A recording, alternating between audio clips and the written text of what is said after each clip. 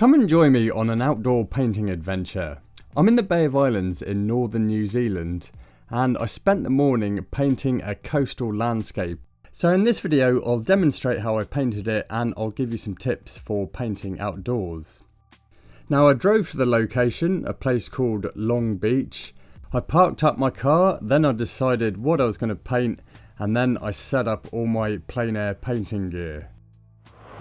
Alright, so I've arrived at Long Beach in Russell. I'm going to get painting straight away because I can see it's already starting to cloud over, so I want to get those colours and values in, especially the dark values, before it completely clouds over. So I'm going to get going right now.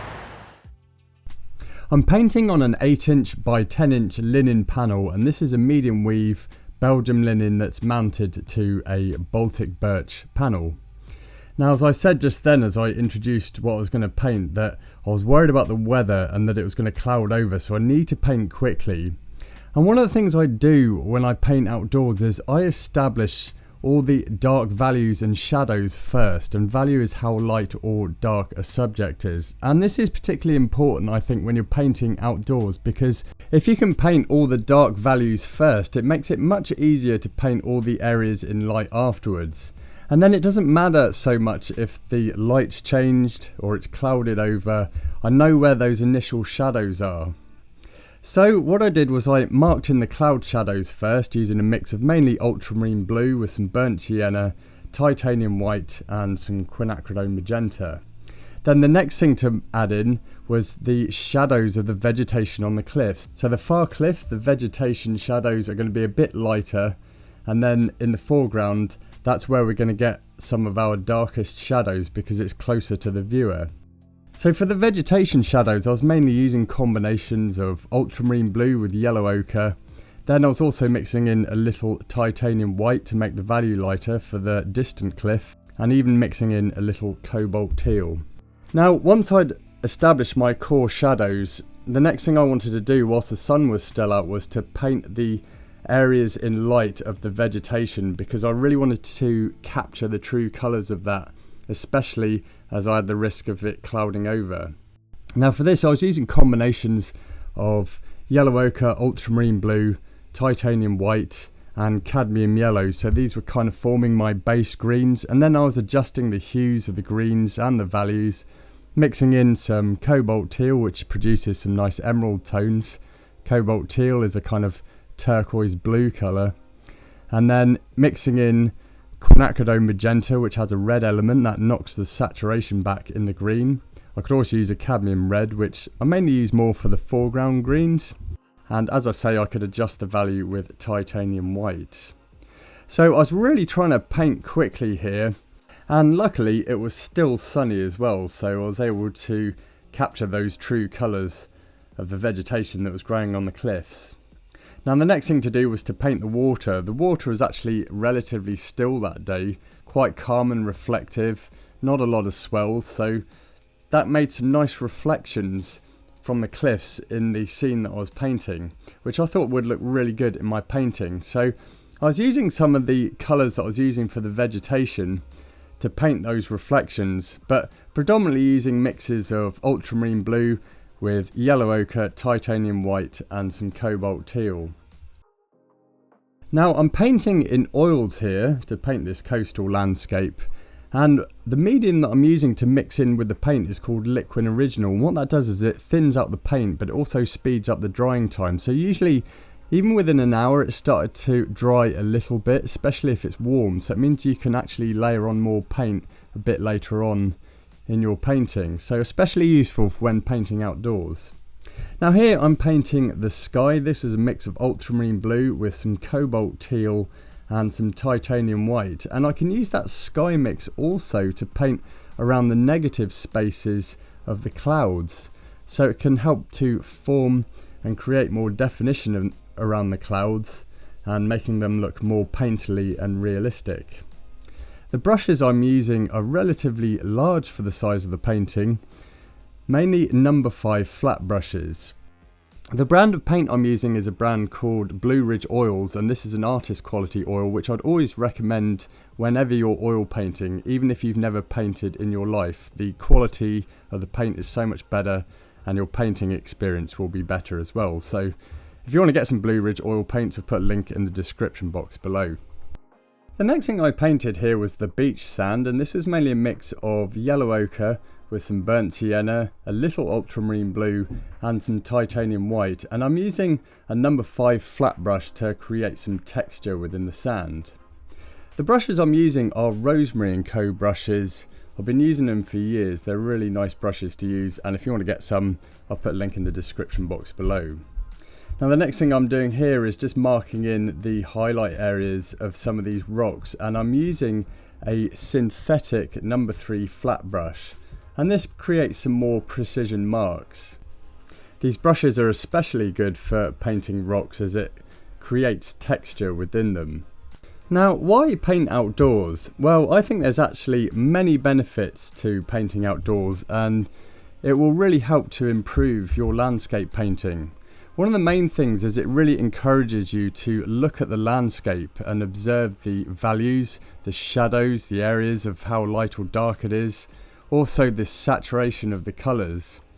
I've had many light bulb moments from painting outdoors, and I learnt a lot, and maybe things that I wouldn't have picked up so easily had I just constantly remained painting in my studio. So painting outdoors can really help your artworks. The other thing is it's nice to just be outside in the fresh air and in the sunlight as well, so overall it's just a generally uplifting experience. So painting outdoors is something I do quite frequently. The other thing is it's great for establishing ideas for paintings. Quite often I'll be driving past some of these landscapes, and I like to paint them outdoors and then use my plein air paintings sometimes as reference paintings for bigger artworks, or quite often I'll take them back to my studio and actually add more details to them, and that's what I did with this painting. When I finished painting outdoors here, I took it back to my studio and let it dry, and then I spent a couple of sessions on it and added much more details. Now at this point in the painting I'd established my main colours and shadows, and the next thing to do was to restate the dark values, so just to define these bushes and trees that are growing on the side of the cliffs, so just re-emphasising some of these dark values that I painted initially. I'm also using some smaller brushes, a combination of bristle number 3 flat brushes and number 3 filbert brushes. Filbert brushes have a rounded edge to them, and they're actually really good for painting vegetation, as you can use the rounded edge for finer marks or use the broad end of the brush for more sweeping gestural marks. At this point in the painting it was starting to dry just a little bit because I'd mixed in the liquid original into the paint, and I was able to start layering on some more paint for the vegetation that's in the full light, and again using a similar green to what I was using initially, so mostly a mix of ultramarine blue with some cadmium yellow, a little yellow ochre. Then I was also mixing in some cobalt teal for some of those emerald tones in there, some titanium white to adjust the value. Again, I was mainly using my number 3 filbert brush to paint the areas of the vegetation that's in the full light. At this point I decided to wrap up the painting for now, and one of the last things I did was just add a few more details to the rocks, not only in the distant cliff but the cliff in the foreground as well, so just to break up those rocks a little bit, also add a few more that's on the beach. This is such a beautiful location, and I had such a nice morning painting here. I took lots of photos as well, and I was pretty happy with my painting so far, and I've gotten down a lot of good information. So as I said earlier, I took my painting back to my studio so that I could then add some more details to it. What a great morning. Okay, so that was a good painting session this morning. What I'm going to do is I'm going to take it back to the studio and let it dry, and then I'm going to add some details to it. I've got some good information down here on my canvas, and it was a really nice morning, lots of really nice light, and luckily got it finished just in time as it's starting to cloud over now and it looks like it's going to rain. But as I say, I'm going to take it back to the studio and add some details to it.